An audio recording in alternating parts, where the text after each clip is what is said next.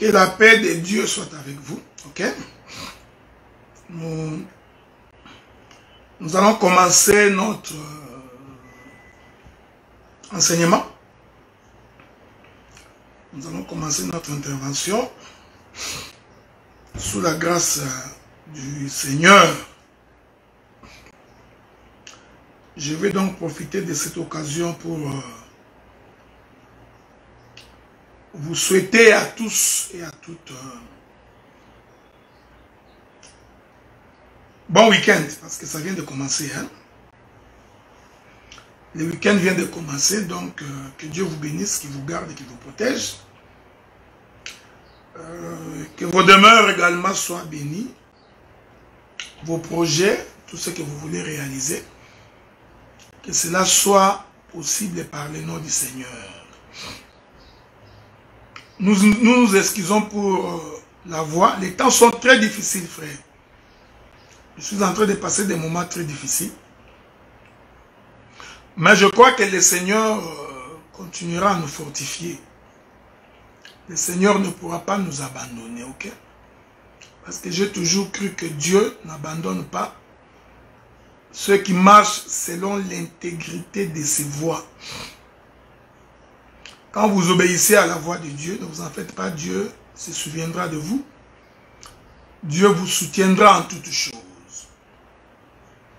Voilà pourquoi, soyez en paix. Car le Seigneur a dit, soyez en paix. Ne soyez pas troublés. Je m'en vais donc vous préparer une place et je reviendrai vous chercher.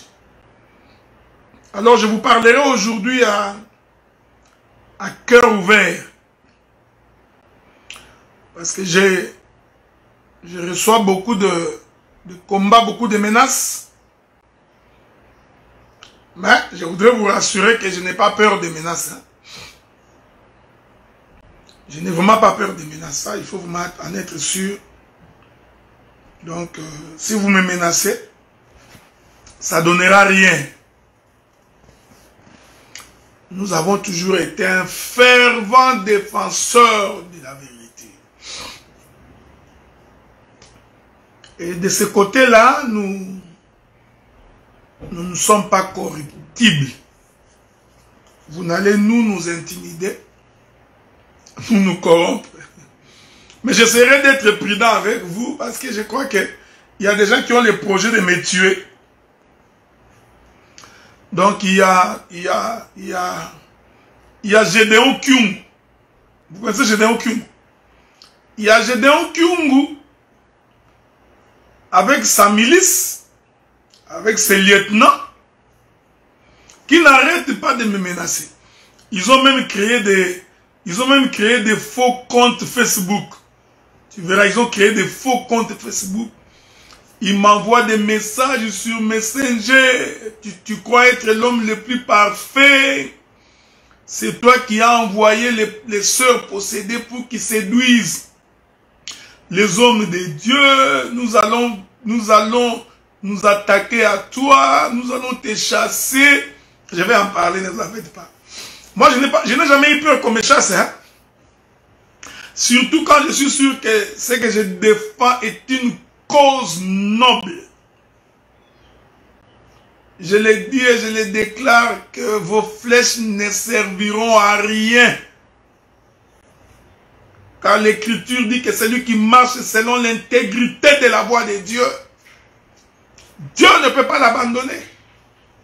Quand notre cause est juste, nous n'avons peur de personne.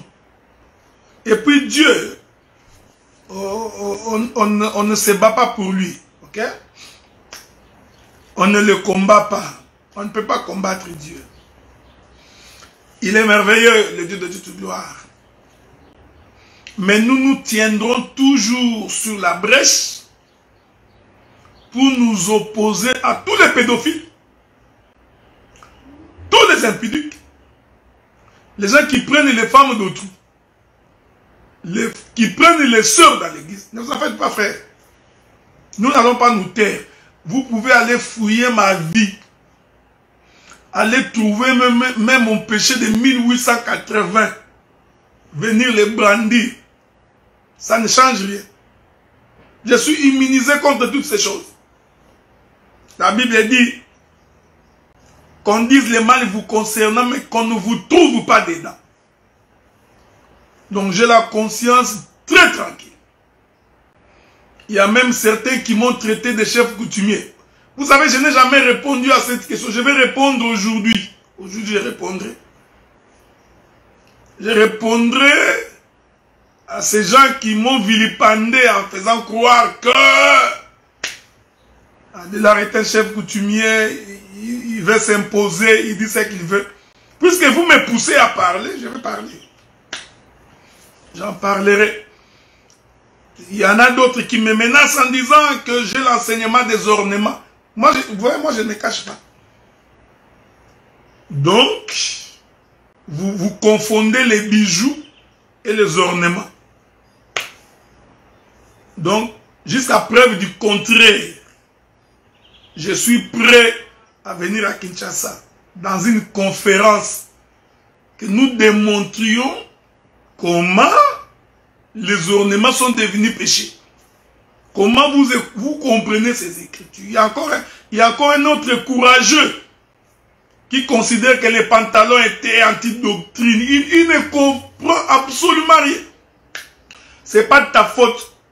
En français, on dit les fruits ne tombent que près de l'arbre qu'il a porté. C'est normal. Donc celui qui t'a porté, c'est lui qui t'a enseigné que les pantalons étaient anti-doctrine. Alors, il y a toute une cohorte de bandits. Ils se sont réunis.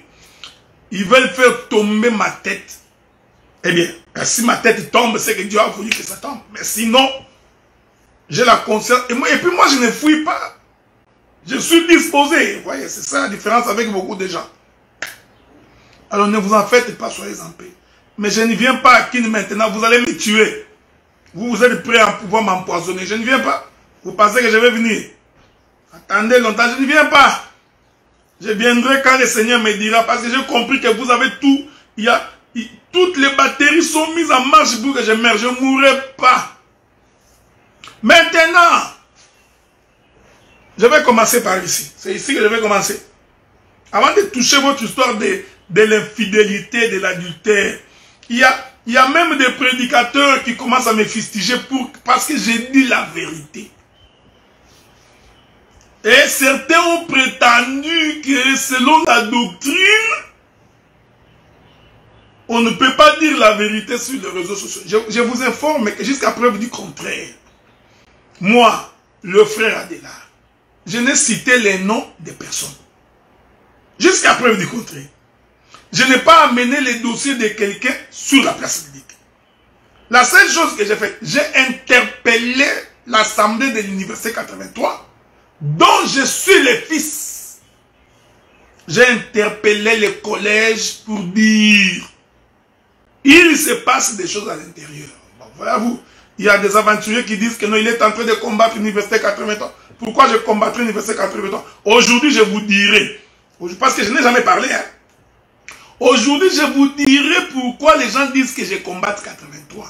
Alors qu'en fait, je ne les combats pas.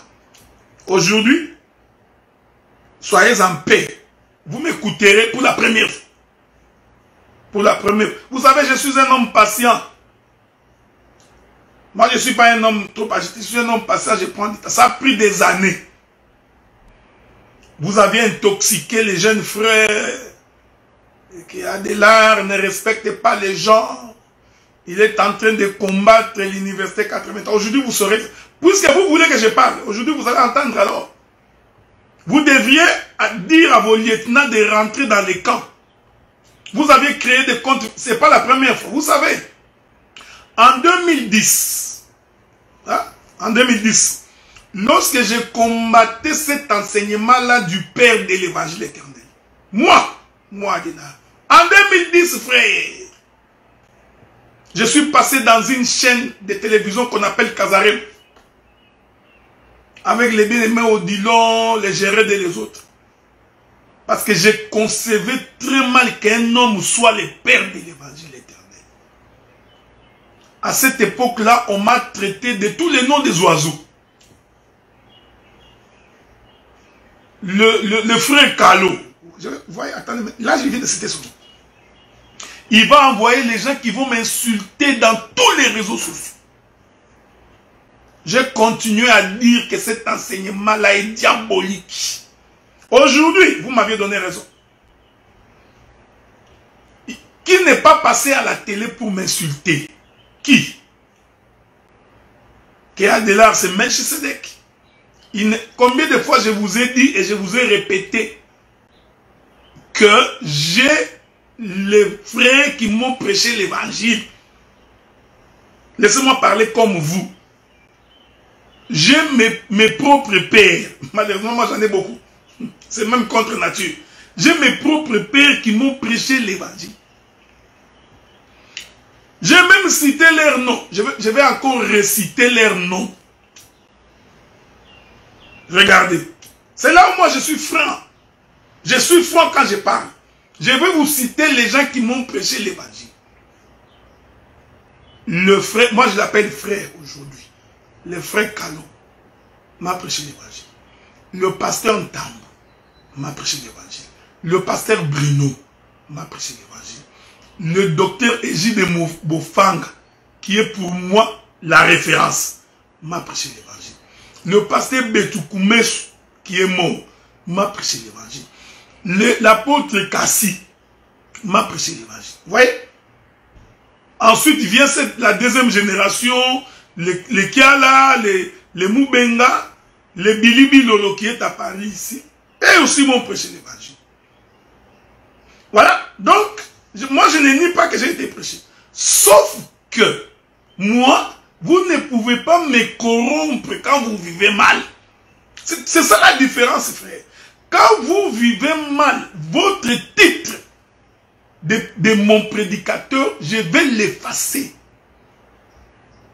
Je ne m'identifie pas aux gens qui vivent mal. Ça, c'est moi. C'est moi. Donc, ce n'est pas parce que tu m'as prêché l'évangile, tu penses que je te ferai des courbettes. Non. Je n'ai pas appris à faire des courbettes à des individus. Même chez les Babyloniens, les amis de Meshach, Shadrach et Abednego ont dit. Ils ont dit ceci. Roi, nous pouvons tout faire, mais nous prosterner devant ta statue là, nous ne ferons pas. Je ne suis pas quelqu'un que vous mettrez dans la poche. Il faut les retenir, frère, une fois pour toutes. Donc vous pouvez tous l'acclamer, être derrière lui. Mais quand le frère se méconduit, quand un frère sort de la doctrine, il faut avoir le courage de le lui dire. Et dire ça, ce n'est pas manquer du respect à quelqu'un. Donc, soyez en paix. Quand je suis un homme honnête, frère, je vous ai toujours dit, quand quelqu'un vous appelle et vous dit que le docteur Adelard est mauvais, il faut toujours te dire qu'il y a quelque chose que je lui reproche. Toujours. Parce que moi, je ne viens pas en premier défendre ma cause. La Bible dit ceci, frère. Celui qui vient défendre sa cause en premier paraît juste. Jusqu'à ce que vienne la partie adverse. Généralement, les gens qui viennent défendre leur cause en premier, il faut les vérifier très bien. Moi, je ne viens jamais défendre ma cause. Même les personnes avec qui nous avions commencé l'œuvre, qui m'ont quitté, vous ne m'aviez jamais vu venir défendre ma cause. Et ils ont défendu leur cause. Ils ont raconté ce qu'ils avaient à raconter. Mais moi, je n'ai jamais parlé. Ce n'est pas le fait que je suis resté calme et silencieux que j'ai tort.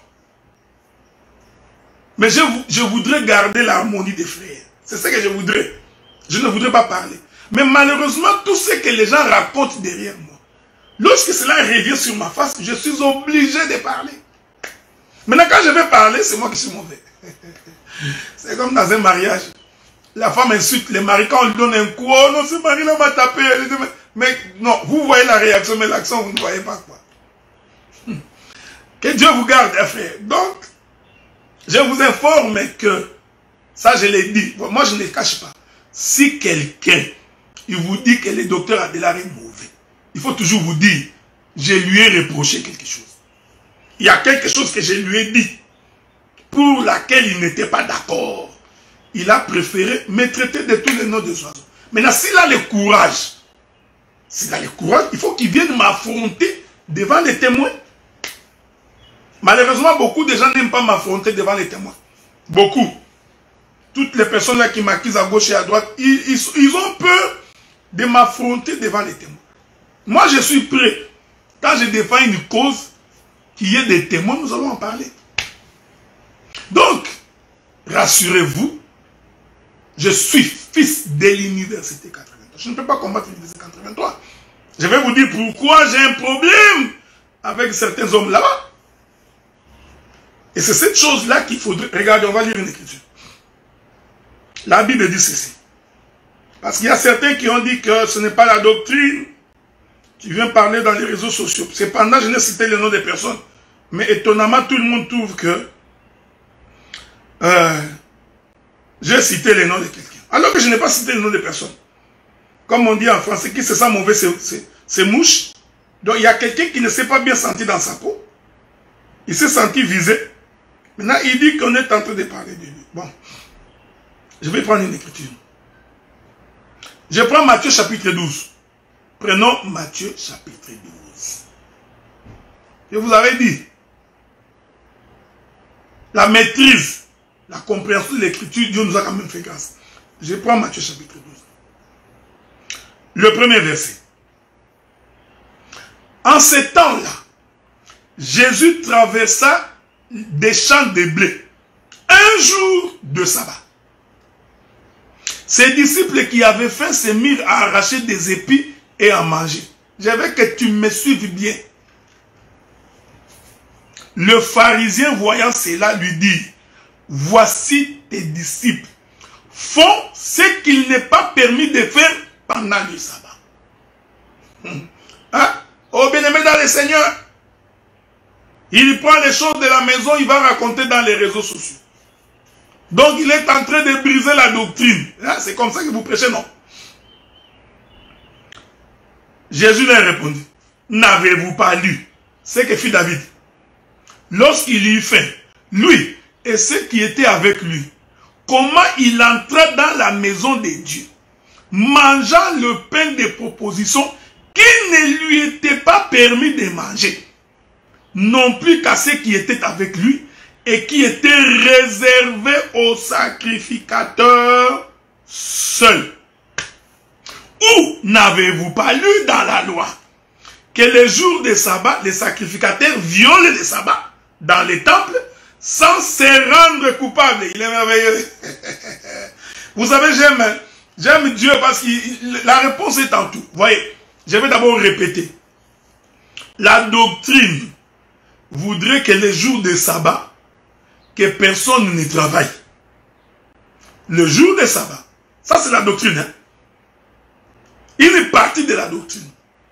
Que personne n'entre dans un champ pour cueillir le maïs et manger.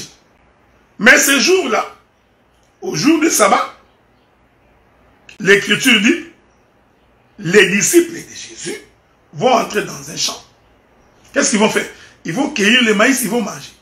Alors, les défenseurs de la doctrine, tels que les gens que nous avons aujourd'hui, bien-aimé Adela, quand tu parles dans les réseaux sociaux, c'est anti-doctrine.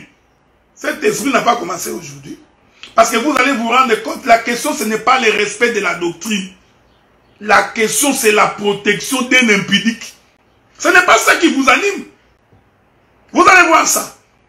Donc, le défenseur de la doctrine, on dit à Jésus, comment c'est possible que le jour de sabbat, tes disciples entrent dans un champ, ils cueillent le maïs et ils commencent à manger. Jésus, au lieu de répondre à la question qui lui a été posée, Jésus les renvoie d'abord chez David. Il a fait 2 voyages. Il dit, n'avez-vous pas lu que David, lui qui n'était pas lévite, lui et ses hommes, quand ils ont eu faim, ils sont entrés dans les temples et ils ont mangé le pain des propositions. Cependant, la doctrine, la loi disait, quand tu n'es pas lévite, tu ne peux pas entrer et manger le pain des propositions. Que Dieu vous bénisse. Il ne finit pas là. Il les renvoie chez Lévi. Il dit, mais regardez, n'avez-vous pas lu que la loi, dans la loi, que les jours des sabbats, les sacrificateurs violent les sabbats. Donc un sacrificateur, hein, lui, même les jours des sabbats, il travaillait. Qu'est-ce que je voudrais dire? Je voudrais dire ceci, frère. Que lorsque quelqu'un commet un péché qui prouve que ça, ce n'est plus la doctrine, il ne faut pas avoir honte de dire que ça, c'est mauvais. Il ne faut pas avoir honte de dire que, n'avez-vous pas lu qu'il est aussi écrit que les jours des sabbats, les sacrificateurs ont violé les sabbats? Est-ce que le fait de violer les sabbats fait des sacrificateurs des pécheurs? Aujourd'hui, frères bien-aimés dans le Seigneur, vous prêchez dans les réseaux sociaux. Vous faites vos vidéos dans les réseaux sociaux. Vos cultes, vous les chantez dans les réseaux sociaux. Donc, en fait, tout ce que vous dites se trouve dans les réseaux sociaux. Donc, les réseaux sociaux, c'est bien quand vous prêchez l'évangile. Mais quand vous vous comportez mal, les réseaux sociaux deviennent mauvais. Je rappelle, au bien-aimé dans le Seigneur, je suis en train de vous rappeler que le mal reste le mal. Mais gentil que je suis, je n'ai pas dit de quoi il est question. Je n'ai même pas cité les noms. Il y a des gens qui m'écrivent, cite seulement les noms. Tu m'as vu citer les noms. Mais pourquoi il y a de l'agitation comme ça? Pourquoi vous êtes agité? Vous avez peur de quoi? Non? J'ai donc Kyungu et ses lieutenants. Ils pensent pouvoir m'intimider. Jusqu'à dire, nous allons te chasser. Mais chassez-moi. Moi, je n'ai pas peur d'être chassé. Je ne me cache pas. Je n'ai pas peur. Quand je sais que vous me chassez pour une bonne cause, je bénis. Quand vous me chassez pour ça, je deviens un héros. Parce que je dénonce la vie du mal au milieu de nous. Ce que nous prêchons, frère, c'est aussi au détriment de nous-mêmes, frère. Nous prêchons au détriment de nous-mêmes. Nous ne disons pas que nous sommes parfaits. Mais nous disons qu'un prédicateur ne peut pas draguer les sœurs de l'église. Non. Bien-aimés dans le Seigneur. Non. Un prédicateur ne peut pas faire la cour à des femmes mariées. Non.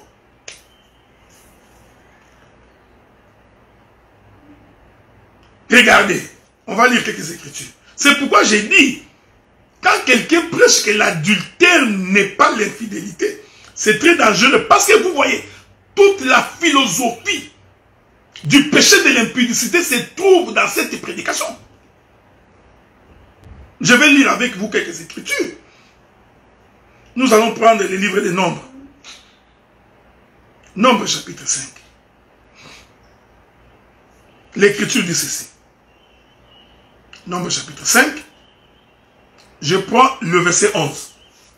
L'Éternel parla à Moïse et dit, parle aux enfants d'Israël et tu leur diras, si une femme se détourne de son mari. Nous, frère, mais je me pose la question, est-ce qu'il y a vraiment des ministres instruits qui comprennent les choses? Je reprends ça. Tu leur diras, si une femme se détourne de son mari. Le prophète Moïse va lui-même expliquer c'est quoi se détourner de son mari. Ce n'est pas insulter son mari, ce n'est pas refuser de préparer les foufous. Moïse confirme. Et lui devient infidèle. Jusque-là, vous ne comprenez toujours pas. Il y a quand même quelqu'un qui a dit, non, quand une femme ne prépare pas les foufous, la femme est infidèle. Non. La Bible répond à la question, n'allez pas inventer des choses. Le verset qui suit, le verset 13. Maintenant, Moïse va expliquer c'est quoi se détourner de son mari, c'est quoi être infidèle. C'est écrit. Il dit, si un autre a commerce avec elle, et que la chose soit cachée aux yeux de son mari. Si elle est souillée en secret, sans qu'il y ait des témoins contre elle, sans qu'il ait été prise sur les faits. Je m'arrête d'abord là. Donc, l'Éternel définit les fidélités comme étant le fait que un autre homme a commerce avec la femme d'autrui.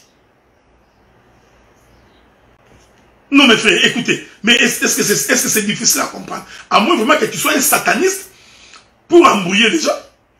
Le Seigneur définit ce que c'est une infidélité. Il dit l'infidélité, c'est lorsqu'une femme marie se détourne de son mari et il a commerce. Donc, cette femme, c'est une commerçante. C'est une vendeuse. C'est une femme qui est dans un marché qui est en train de vendre. Donc, il a commerce. Bon, vous comprenez ça, c'est ce que je voudrais dire. Je n'ai pas dit qu'il est dans un marché en train de vendre. Donc, avec un autre homme, l'Écriture considère que cette femme-là est infidèle. Oh, quand une femme va avec un autre mari, la femme est adultère. Il n'y a pas de mots pour qualifier ça. Mais aujourd'hui, je vous donnerai la raison pour laquelle cet enseignement ici est prêché. Parce que c'est ça le ministère. Nous prêchons pour que vous ayez les yeux pour voir. Pourquoi quelqu'un prêcherait que l'adultère n'est pas l'infidélité? Quelle est la motivation? Quelle est la raison pour laquelle on tient une telle prédication? Est-ce que vous me suivez? Je veux que vous me suivez attentivement bien. C'est très important. Pourquoi vous voulez me tuer? Pourquoi tout le monde me menace? Je suis devenu votre ennemi parce que je vous dis la vérité. Depuis que j'ai grandi avec vous, vous m'aviez déjà dit, vous m'avez déjà vu me dérober face à la vérité. Il y a des gens qui m'ont connu il y a 10 ans, 15 ans. J'ai toujours été comme ça. Quand je ne suis pas convaincu, je parle.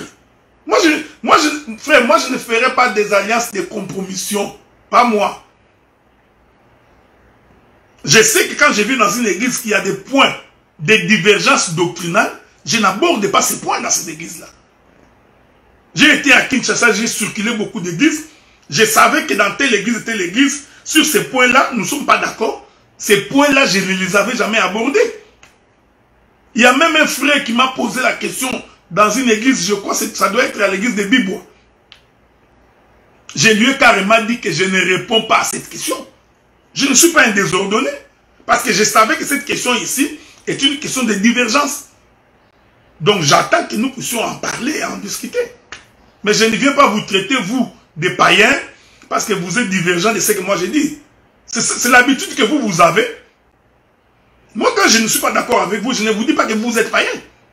Je ne vous dis pas que vous êtes dans le faux. Non. Je considère que c'est un point de divergence. Le jour où nous aurons l'occasion d'en parler, discutons. Mais des fois, même quand nous en parlons, tu vois pas que l'homme est coincé. Il n'a pas d'écriture. Mais il refuse d'abandonner le mauvais enseignement. C'est ça la difficulté que nous avons. Vous êtes accrochés sur des choses que vous aviez prêchées, tirées du branhamisme.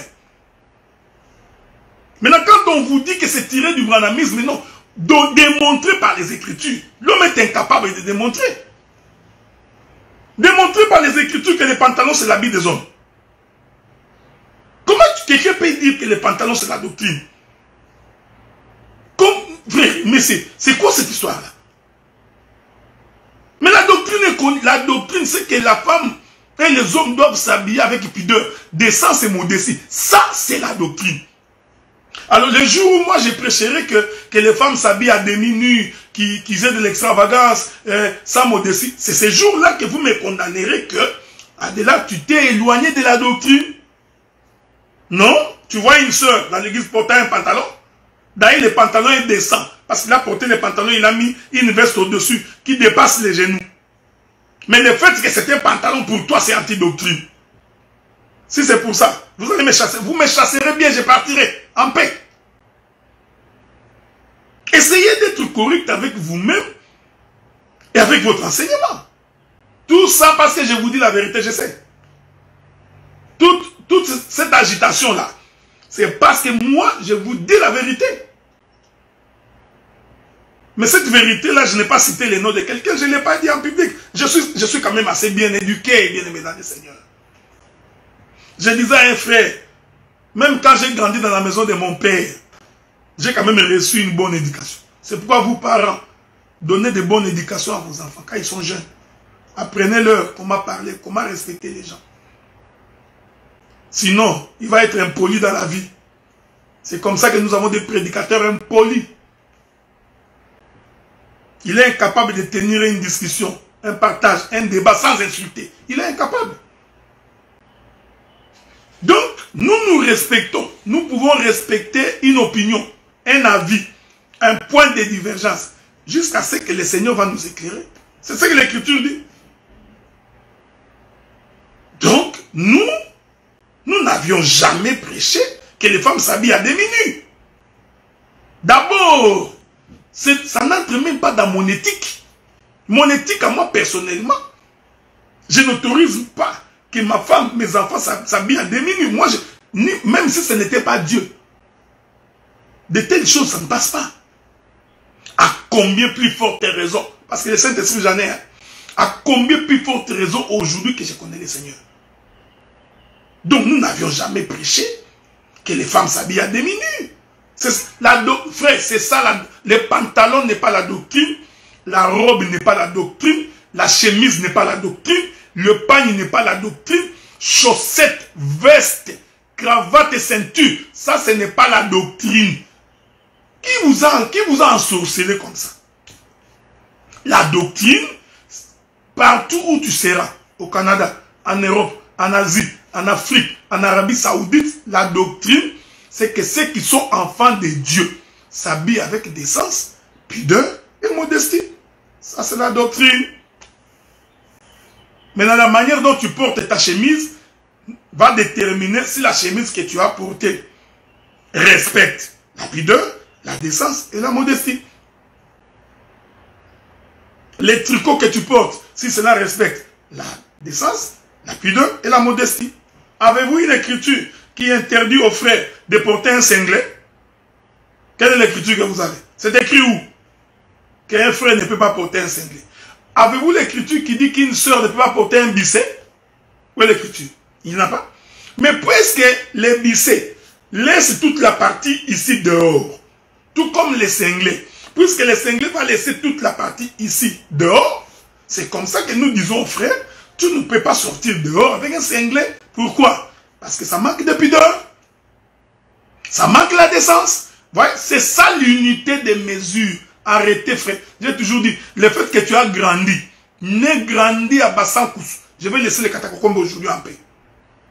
Le fait que tu es né, grandi à Bassankous, de toute ta vie, tu n'as vu les femmes ne porter que les pagnes. Tu es en train de croire dans ta tête que l'épargne c'est l'habit des femmes.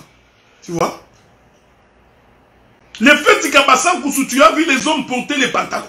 Maintenant, toi, tu crois que les pantalons c'est l'habit des hommes. Mais ça, c'est...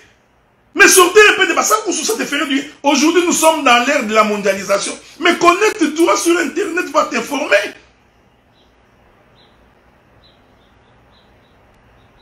Mais vous savez, il y a des frères qui sont impossibles. Mais en Inde, les hommes portent les pagnes, frère. Donc tu vas te retrouver en Inde et tu dis que non, bien aimé dans le Seigneur, vous les Indiens, enlevez vos pagnes, vous tous là, mettez les pantalons. Oh, c'est avec peine que je vous dis ces choses. Quand vous ne connaissez rien, taisez-vous. Il ne faut pas écrire pour qu'on voie que vous avez écrit. Et vous avez le courage de dire que non, le docteur Adela prêche des choses qui sont anti-doctrine. L'homme confond les pagnes avec doctrine. Il confond les bijoux. Mais les bijoux n'est pas la doctrine. Mais ça, c'est quel enseignement? Israël portait les bijoux, non? La Bible dit, une femme, une jeune fille, oublie-t-elle ses boucles dorées. Israël portait les bijoux. Donc les bijoux n'est pas la doctrine. Quelle est la doctrine? Quelle est la doctrine? Ces jours ici, pas de révélation. La doctrine. Quand une femme va avec un autre homme, et l'écriture appelle ça infidélité. Je continue. Je vais ajouter une autre écriture. Regardez. Ça, vous pouvez lire les autres écritures. Hein? Nombre chapitre 5. Je vais vous sauter les autres là. Parce que les autres là, c'est prophétique. Il y a des choses à expliquer. Je saute. Je prends le verset 19. Le sacrificateur fera jurer la femme et lui dira, si aucun homme n'a couché avec toi, et si étant sous la puissance de ton mari, tu ne t'en es point détourné par tes souillés, ces eaux amères qui apporteront la malédiction ne te seront point funestes.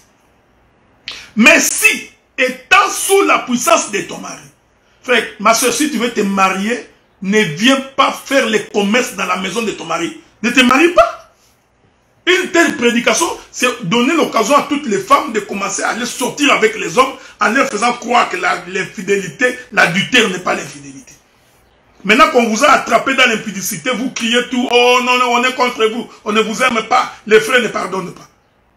Mais l'homme, quand un homme prêche, il faut lire. Mais où est le Saint-Esprit? Il faut lire quelqu'un. Quand quelqu'un prêche, frère, vous pouvez voir que cet homme ici est rempli de l'esprit de l'impudicité jusqu'aux dents. Comment quelqu'un prêcherait que l'adultère n'est pas l'infidélité? C'est parce qu'il n'a pas croisé les Yankees. S'il croise les Yankees, on récupérerait sa femme, on couche d'abord avec sa femme. L'histoire est connue, on viendra comment il viendra prêcher ici que l'adultère n'est pas l'infidélité. Vous savez la souffrance, frère, d'un homme qui a doté sa femme et que sa femme fait commerce avec un autre homme. Est-ce que cette peine-là, vous la réalisez? Les choses du mariage, vous pensez que c'est manger le pain avec les cacahuètes? La femme d'autrui. La Bible dit que la femme, c'est le champ de l'homme, bien aimé. C'est le corps de quelqu'un. Et vous vous imaginez que ta femme sortir avec un autre homme, gémir avec un autre homme. Pourquoi vous dites des choses comme ça? Pourquoi vous êtes aussi diabolique comme ça, mes frères? La moindre des choses serait que vous vous taisiez. Est-ce que vous vous mettez à la place de ces frères-là? Qui, sa femme est prise par une autre personne. Mais les gens qui crient dans les réseaux sociaux, des petits garçons de 19 ans, 20 ans de célibataires qui pensent que l'amour est un art. Des petits de 22 ans, ils ne sont même pas entrés dans un mariage, mais ils se permettent de raconter. Je vous dis, quand vous voyez un impudique soutenir un autre impudique, allez vérifier sa vie. Il se reproche de quelque chose. Depuis que j'ai annoncé que j'ai ouvert une boîte à Pandore, venez les accuser. Il y a de l'agitation partout. Oh non, ce n'est pas doctrinal. Ce n'est pas doctrinal. Mais tu as peur de la loi, pourquoi? Tu n'es pas un malfaiteur. Nous demandons aux sœurs de dénoncer les malfaiteurs. Parce que vous savez les commerces du sexe, ça se fait à deux. Ce n'est pas un péché comme quelqu'un qui a menti. Hein? Moi j'ai menti, je viens confesser. Bien-aimé dans le Seigneur, j'ai menti. Ça c'est moi qui ai menti. Tu vois? Moi celle-là, je peux dire ça. J'ai menti. Mais coucher avec la femme d'autrui, c'est un péché qu'on a fait à deux. C'est à deux qu'on a fait ce péché-là. Donc je ne peux pas, moi je ne peux pas confesser mon péché de l'impudicité sans citer la personne avec qui j'ai fait le commerce du sexe. Alors si quelqu'un vient confesser son péché, mais il va dénoncer la personne avec qui ils ont fait, c'est à deux, non? C'est un mariage à deux. Vous pensez que c'est une seule personne? Alors quelqu'un ici vient, il nous raconte, il dit non, ce n'est pas doctrinal. Non, nous ne te demandons pas de venir dénoncer quelqu'un qui a fait son péché que tu as entendu parler. Non, ce n'est pas de celle-là que nous parlons. Que j'ai appris que le prophète tel est sorti avec telle soeur, moi je vais dénoncer ça. Non, ce n'est pas de cela qu'il est question. Nous parlons aux gens qui ont fait commerce. Quiconque avoue ses péchés, il faut avouer. Quiconque avoue ses péchés et les délaisse, obtient miséricorde. Il y a beaucoup de jeunes sœurs. Ils ne sont pas entrés dans les mariages parce qu'ils ont commis un péché. Et ce péché-là est comme une malédiction qui les empêche d'avancer. Tu trouveras une jeune fille qui sortait avec le mari d'autrui. 3 ans, 4 ans. La fille allait dans la maison de cet homme. La femme de cet homme pensait que c'est sa petite sœur. Il l'accueille chez elle. Mon petit nangaï, petite sœur. La mela se met non foufou. Cependant, la fille est en train de sortir avec le mari d'autrui. Mais une telle fille est maudite. Jusqu'à ce qu'elle va confesser les péchés qu'elle a commis. C'est comme ça qu'il va entrer dans un mariage. Rien ne marche. Fiancé aujourd'hui, refoulé. Fiancé demain, refoulé. Et il entre dans un mariage, pas d'enfant. Mais c'est à cause d'un péché qu'il a commis.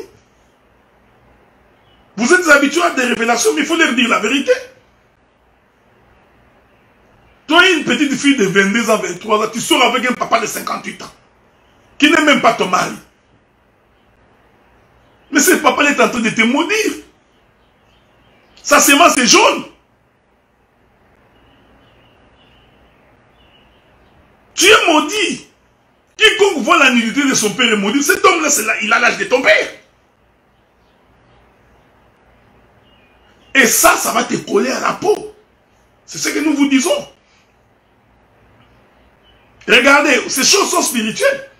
Regardez quand nous grandissions. Une femme de 22 ans, dès qu'elle a pris goût de sortir avec les hommes de 40 ans, c'est un exemple que je donne. Cette femme aura des difficultés pour vivre avec un mari de sa génération. Comme c'est spirituel, hein? Parce que son esprit est déjà attaché au vieux. Donc lui trouve que les jeunes ça marche plus. Donc c'est spirituel. Parce que 22 ans, elle a rejoint 40 ans. Voilà pourquoi je vous avais dit, surtout pour les hommes de Dieu, il faut pas. Il y a des choses que les gens font au Congo. Je vais vous dire ça. Si c'était dans ces pays, il y a des gens qui seraient en prison. Est-ce que vous savez que moi, en tant que prédicateur, je suis une autorité. Je suis une autorité spirituelle. Et la loi m'interdit d'user de ma position d'autorité pour abuser de quelqu'un. Ça, vous ne savez pas. Ma position en tant que prédicateur, je ne peux pas l'utiliser. Je ne peux pas utiliser ces pouvoirs ici que j'ai en tant que prédicateur pour coucher avec les sœurs. Ici, tu ferais la prison. Il y a des sœurs qui, si seulement on leur dit, commencez par les accuser, beaucoup de prédicateurs vont se retrouver en prison. La loi interdit quelqu'un d'user de sa position d'autorité. Parce que vous savez, le fait que je suis ton prédicateur, je suis comme ton mentor, comme ton guide. Donc, vis-à-vis de toi, j'ai une position de supériorité. Et j'ai la capacité de te manipuler aussi facilement. Parce qu'il s'établit entre nous une relation de confiance. On appelle ça abus d'autorité. Tu vas aller en prison. Vous êtes en train de blaguer. Nous pouvons constituer un dossier et foutre ces messieurs-là en prison. Arrêtez de venir défendre l'indéfendable. Nous pouvons aller à la commission des droits de l'homme. Il y a des gens qui vont être en prison. Il n'y a que dans les pays africains où les hommes pensent qu'ils ont les droits sur les sœurs. Vous considérez les femmes comme étant des sous-hommes ou quoi? Vous criez sur les sœurs, vous les manipulez, vous les déshabillez, vous voulez coucher avec elles, ils sont devenus vos objets sexuels. Rentrez ici, vous irez en prison. Si tu trouves que tu veux faire du commerce ou que tu ne peux pas te retenir, mais abandonne la charge ministérielle. Abandonne, va faire ta vie. Deviens une prostituée. Mais prendre ta position en tant que... Frère, c'est ce que je vous dis là, les prédicateurs. Je vais aller créer une ONG au Congo. Je crois que c'est ce que je ferai. Je créerai une ONG au Congo pour arrêter tous les pasteurs qui abusent de leur autorité. C'est ce que je vais faire. Parce que comme vous, la parole, vous ne voulez pas écouter. Parce que vous êtes incirconcis. On ira avec vous selon la loi. Et vous ne pouvez rien me faire. Dieu soit loué parce que j'ai aussi des amis qui sont très haut placés au Congo. Vous ne pouvez pas m'arrêter. Je suis très... Non, non, mon bien-aimé, je marcherai avec les militaires cette fois-ci. Ils vont voir.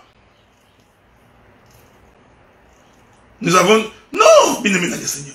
Comment quelqu'un peut user des filles d'autrui? Et vous venez nous brandir que vous n'avez pas respecté la doctrine. C'est quoi ça? Donc quelqu'un ne peut pas user de sa position d'autorité. C'est comme les pasteurs escrocs. Ce sont des gens qu'il faut arrêter. Tu utilises ta position d'autorité pour extorquer les gens l'argent. Donnez l'offrande des tôles, donnez l'offrande des paniers, donnez l'offrande des chaussettes, donnez l'offrande des chaussures, donnez l'offrande des... Mais vous utilisez votre position d'autorité pour escroquer les gens. Vous devez aller en prison.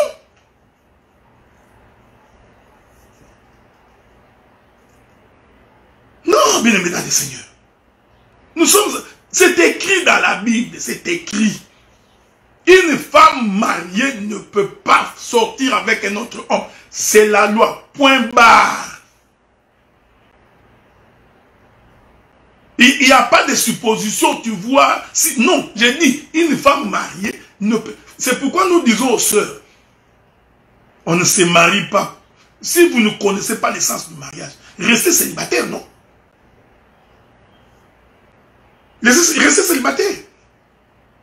Toi et une soeur, la femme d'autrui, et un homme t'aime, mais comment tu ne dis pas à ton mari? Toi aussi mari, on aime ta femme, on va nier?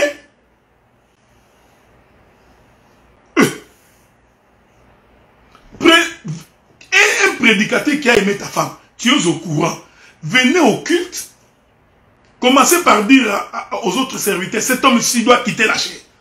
Première fois, s'il n'écoute pas, s'aimer des autres, ce n'est pas mauvais. Parce qu'il y a des gens qui n'écoutent que quand il y a un scandale. Non. Bien-aimé dans le Seigneur, tu vois, si je fais ça, je vais détruire l'œuvre de Dieu. Non, c'est lui qui a détruit l'œuvre de Dieu. C'est lui-là qui a pris ta femme là. C'est lui qui a détruit l'œuvre. C'est pas toi qui viens... Frère, ça je ne comprendrai jamais. Ça je ne comprendrai jamais. La femme qu'on a manipulée, la femme qu'on a utilisée devient la victime. Il n'y a que chez les saints qu'on peut voir des choses comme ça. Il n'y a que chez les saints. C'est lui qui a été manipulé. C'est lui qu'on a essayé d'utiliser pour violer. C'est lui pour qui il y a eu harcèlement sexuel. Je dis bien harcèlement sexuel. Harcèlement. J'ai dit. Donc, vous savez, frère, ce pays-là, le Congo, je crois qu'il faut que Dieu nous aide. Ici, tu envoies une femme des textos 4-5 fois. Tu vas aller en prison. La femme te répond, tu continues. Tu as encore l'esprit de Congolais. Tu vois l'esprit de Congolais? Petit toi, il faut tchéli, tu vas petit toi, bongo. Azo linga, maso wa oboya. Ok, prison. Oh, tu vas aller en prison? Non, bien aimé dans le Seigneur. Ah, la momba bongo. Momba azo boya, ndazo linga, azo boya. Tu les tiens par force, tu dis que non, les femmes sont comme ça. Quand ils refusent à ce qu'ils ont dit oui, tu vas les manger la chicotte. Hein? Maintenant, tu as pris ton esprit congolais là. Tu montes du haut de la chaise parce que tu as pris le micro. Tu commences à harceler les femmes. Et vous nous demandez, nous, de nous taire. Ça, ce n'est pas nous connaître. Je vous ai toujours dit que moi, si je pêche, je demanderai pardon. Vous sentirez aussi que d'autres, ça c'est, il a reconnu. Si je pêche, moi je ne suis pas déjà quand j'ai péché, je commence à faire le gros dos. Tu as péché, je demande Kyung. Tu envoies encore tes lieutenants. M23. Non. Quelqu'un qui a péché, il faut quand même qu'on sente que cet homme ici l'a reconnu qu'il a mal fait. Et qu'il demande pardon. Non? Politicien. Et vous me menacez. Vous créez des comptes Facebook. Vous créez beaucoup de comptes Facebook bidons pour me menacer. Non. Non, c'est que vous ne me connaissez pas. Et vous croyez, vous attendez que je vienne pour que vous m'empoisonniez quoi? Vous êtes capable de me tuer? Nayate. Regardez. Donc, il a une femme, ne fait pas un commerce avec quelqu'un. Je continue. Je voudrais finir par une écriture de ce côté ici.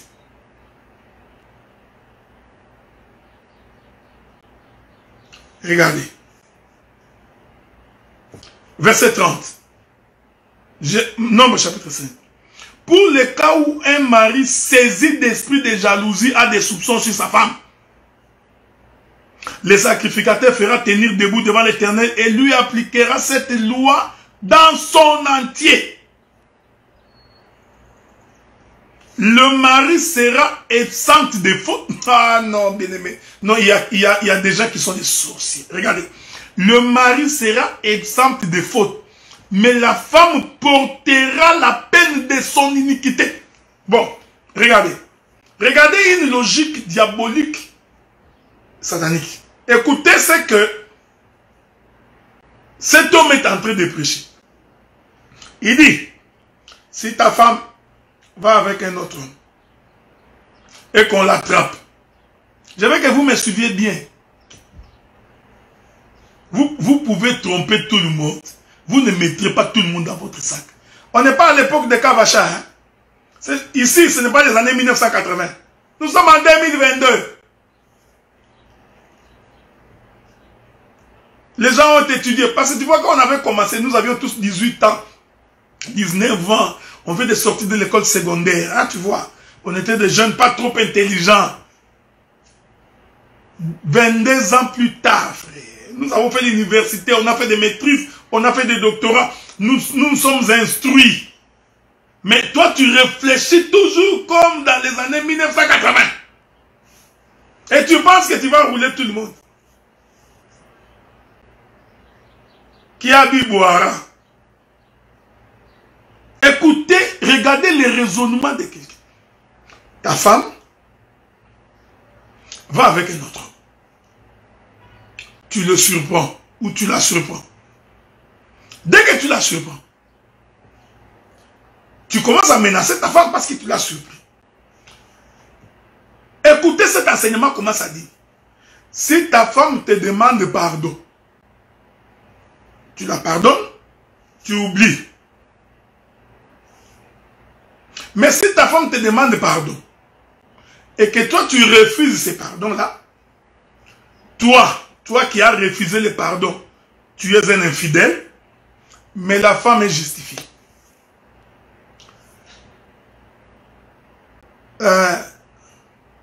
Même Mosekonzo et Mama Sakina ne peut pas réfléchir comme ça. Même Apollosa, j'ai dit même Apollosa qui parlait mauvais français. Vous connaissez Apollosa? Pendant que je parle. Maman Judith, est-ce que tu connais Apollosa? Même Apollosa ne peut pas réfléchir comme ça, Apollosa.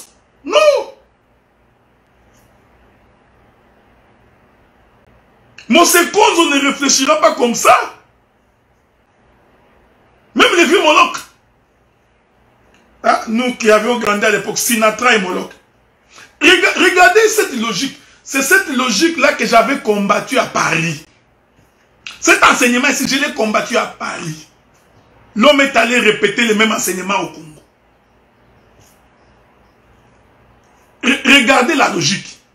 Donc, un frère attrape sa femme avec un autre homme. L'enseignement de ces messieurs veut dire, si tu l'attrapes, que la femme demande pardon. Une fois que la femme a demandé pardon, tu la pardonnes, tu oublies. Quelle est la conséquence? Vous ne connaîtrez pas la personne qui a couché avec cette femme. En fait, c'est cynique. Il n'y a qu'un diable qui peut réfléchir comme ça. Le diable, il est tellement... Quelle malignité! Parce qu'en fait, quand tu attrapes ta femme en flagrant délit d'adultère, et que cette femme te demande pardon, tu pardonnes et tu ne dis pas un seul mot, en réalité, ce n'est pas ta femme que tu as protégée. Donc, tu as protégé la personne qui est sortie avec ta femme. C'est ça son objectif. Son objectif, c'est que si toi, tu n'écris pas que tu as attrapé ta femme, en fait, tu l'as protégée. Donc, lui va continuer dans ses méfaits. Frère. Et vous venez nous dire que celui-là, c'est un homme de Dieu. Vous voulez nous faire croire. Un type comme ça, c'est un serviteur.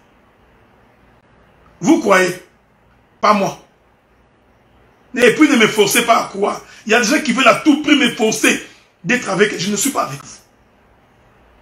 Je ne suis pas avec vous. C'est mon droit, mon frère. C'est mon droit.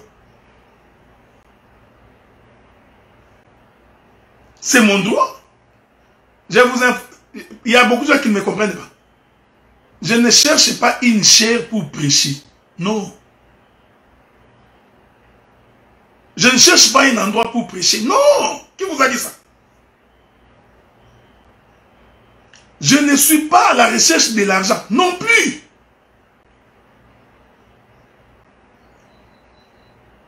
Vous comprenez ce que j'ai dit? Ce n'est pas ça. Mes bien-aimés frères de l'université 83, nous n'avons aucun objectif à poursuivre. Nous ne voulons pas que nous revenions là-bas pour prêcher. Ce n'est pas ça notre intention. Notre souci, c'est que cette mauvaise réputation qui nous a collé à la peau, comme les ulcères sur la peau de Job pendant des générations, 4 décennies, finalement que cet opprobre soit ôté, mes bien-aimés frères et sœurs. Où passeras-tu? Partout on passe. Dès qu'on dit assemblée des impudiques. Ah non, pas chez vous. Et vous en êtes fiers, frère. Nous voulons démontrer aux païens que chez nous, un impudique, on les sanctionne, on les chasse, on les radie. Comme ça, les païens qui nous critiquent, ils vont dire non, non, non, chez eux quand même, quand quelqu'un commet tel péché, on les chasse. Il n'y a qu'à Bethel que quelqu'un peut faire des bêtises, on les laisse passer. Chez Maï Kalambaye, on peut les voir nus. C'est pas grave, on va les laisser passer. Mais pas chez les saints. Chez les saints. Écoutez, frère. Il n'y a que Moukouna à qui on peut voir les genoux. On accuse que c'est lui. Pour ça, je ne sais pas si c'est lui, ce n'est pas lui. Il est toujours dans son église. Tout le monde est en train d'applaudir. Pas chez nous. J'ai dit pas chez nous. Les jours où vous m'attrapez, moi, une vidéo tout nue qui circule, je vous informe que par moi-même, tout la mouche, je disparaîtrai. Quelle honte! Vous n'aurez même pas besoin de parler. Ça, je vous informe. Les jours que vous m'attraperez, moi, de la sortir avec une soeur de l'église, moi, je fuirai dans la paix. Moi, de là, je me fuis. Je ne peux pas faire des choses comme ça. Frère, je vous dis, je ne peux même pas draguer une soeur. Ça ne m'a jamais traversé l'esprit. Jamais. Même du genre, tu vois ma soeur, je trouve que je ne dors pas à cause de... Moi de là. Mais c'est parce que je comprends la responsabilité que j'ai. Je comprends la charge que j'ai, frère. Je considère la grandeur du travail que j'accomplis. Donc, je ne m'hazarde pas dans des choses comme ça. Et c'est pourquoi j'ai toujours dit aux sœurs, faites un projet sur moi qui va échouer.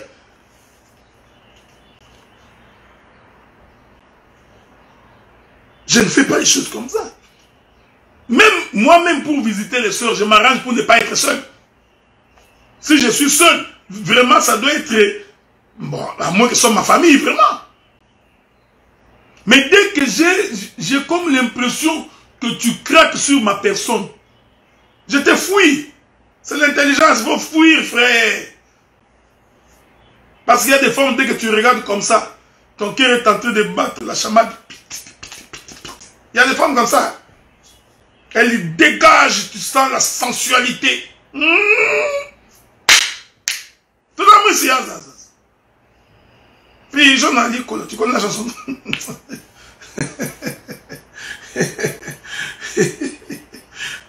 Ça, c'est à l'époque quand on était dans quoi? C'était quoi? Langa Stars ou quoi?